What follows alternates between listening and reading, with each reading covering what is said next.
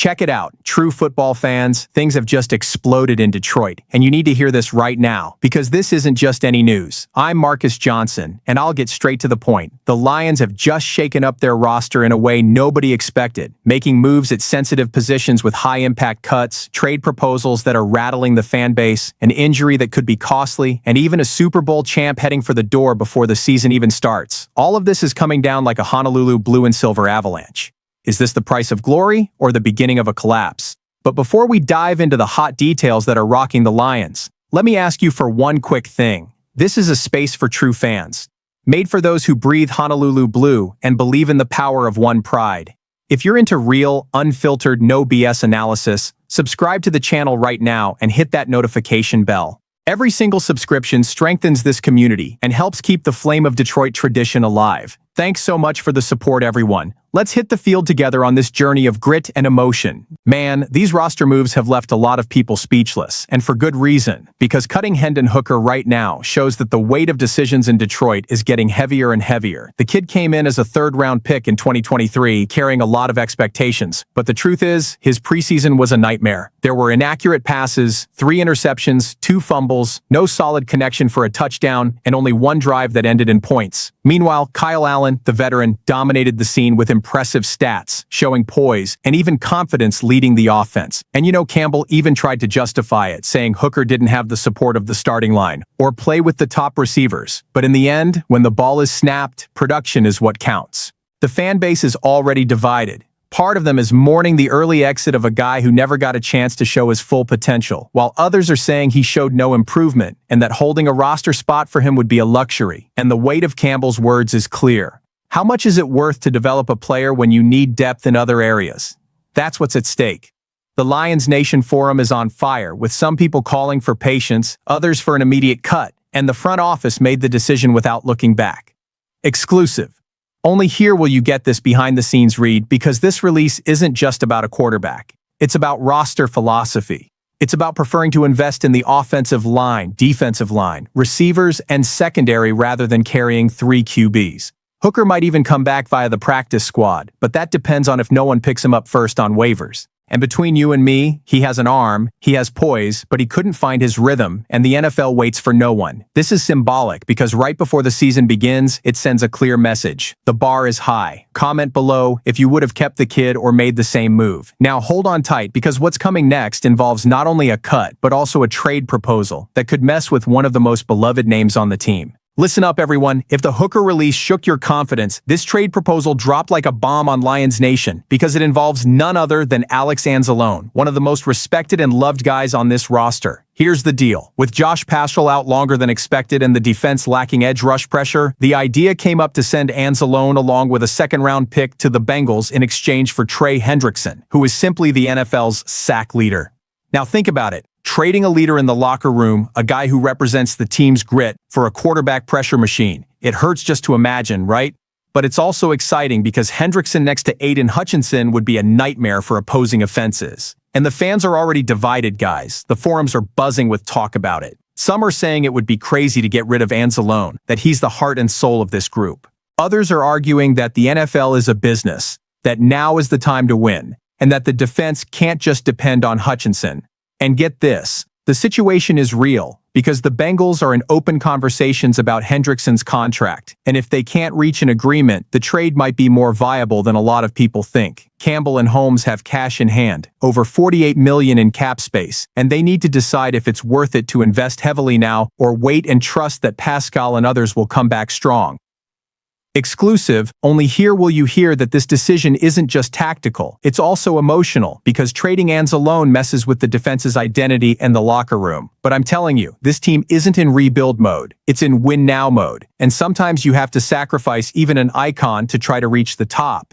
And if you don't stick around until the end of this video, you'll miss the most explosive part, because this isn't the only negotiation on the table. There's another conversation happening that involves the Patriots and a cheap edge rusher, and it could change the course of this defense even more. And now there's even more smoke to this whole story, because in addition to the Hendrickson talk, there's a direct link now between the Lions and the Patriots regarding Anfernee Jennings, a linebacker who has a $12 million contract. But wait, he's not a player who's going to come in and solve your life when it comes to quarterback pressure. Jennings is that blue-collar guy, a run-stopping specialist, solid against the run game, but far from a pocket terror. Barnwell from ESPN dropped this trade proposal. The Lions would send a 6th-round pick and get Jennings plus a 7th from the Patriots. On paper, it's a cheap, almost symbolic move, but it adds an extra body to the rotation, especially since Pascal is likely to miss the beginning of the season and Marcus Davenport is a huge question mark, given he's only played 6 games in the last 2 years. Now, fans are in a dilemma, guys. Is it worth bringing in a cheap, reliable guy against the run who won't put any fear in opposing QBs?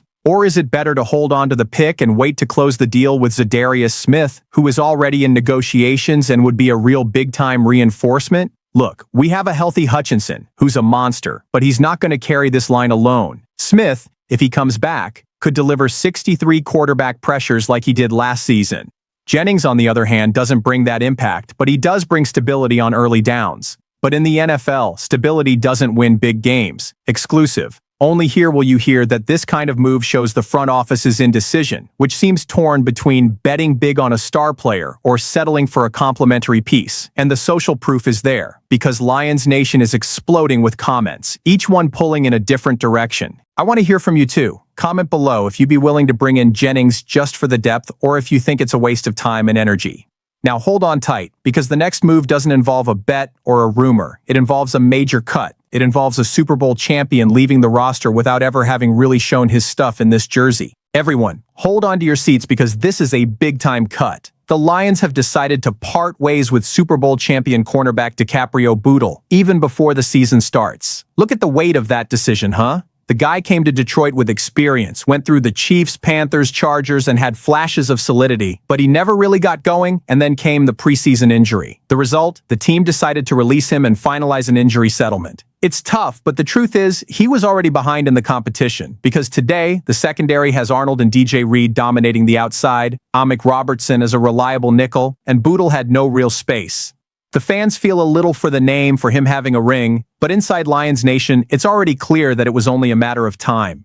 This shows, guys, how high the bar is in Detroit. It doesn't matter if you have a past or a title if you can't deliver in the present. And I'll say this. This decision reinforces Campbell's message of prioritizing depth and confidence in critical areas. Bootle could even end up on the practice squad, but after the injury settlement, he's a free agent, and he might even be able to find a spot on another team. But get this. Only here will you hear that this cut also sends a message to the locker room. Nobody is safe. Not even a Super Bowl champ. Social proof?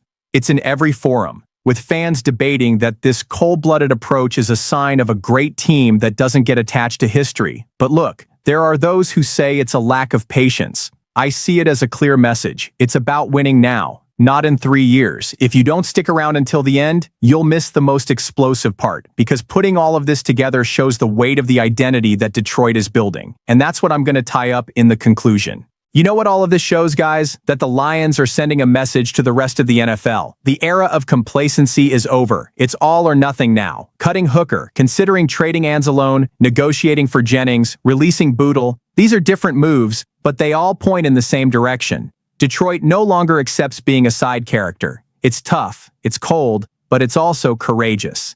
And get this, you'll only hear this take here. The identity that's being forged is that of a team that prioritizes winning today, whatever the cost. This gets to us. It messes with our tradition. It messes with the Honolulu Blue heart. And I want to know what you think. Are these moves a fair price for glory, or are we sacrificing too much of the Lions' essence? Comment below, because this is the home of the true Lions Nation, and your voice needs to be heard. Subscribe, stick with us, because the season is just beginning, and there's a lot more fire to come on this journey.